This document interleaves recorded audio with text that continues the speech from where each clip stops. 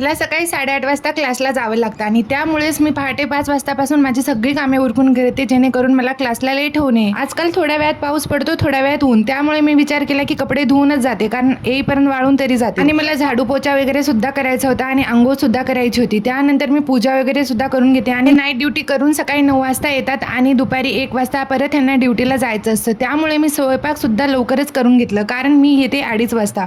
म्हणूनच मी दुपारचा स्वयंपाक वगैरे सुद्धा सकाळीच आवरून घेते. आज स्वयंपाकामध्ये मी बनवली होती इथे पनीरची भाजी, चपाती आणि भेंडी फ्राय. मला तर काय ब्रेकफास्ट बनवायला वेळ मिळाला नाही, म्हणून मी या बनवलेल्या स्वयंपाकाचंच ब्रेकफास्ट इथे करून घेते. सकाळी 8:30 वाजता माझे सगळे कामं फिनिश होऊन जातात आणि सगळ्यात चांगली गोष्ट म्हणजे मी माझं घर खूपच छान आवरून जाते, कारण तिथून परत आल्यानंतर मला घरातील पसारा पाहवत नाही. त्यामुळे मी जातानाच घर एकदम क्लीन करून जाते. तेव्हा असं घर बघितल्यावर एकदम रिलॅक्स वाटते. आणि हे सगळं झाल्यानंतर मी गेले माझ्या क्लासला. आजचा मेन्यूला काही ते सेंड करते. व्हिडिओ आवडल्यास चॅनलला प्लीज सबस्क्राईब करा. बाय.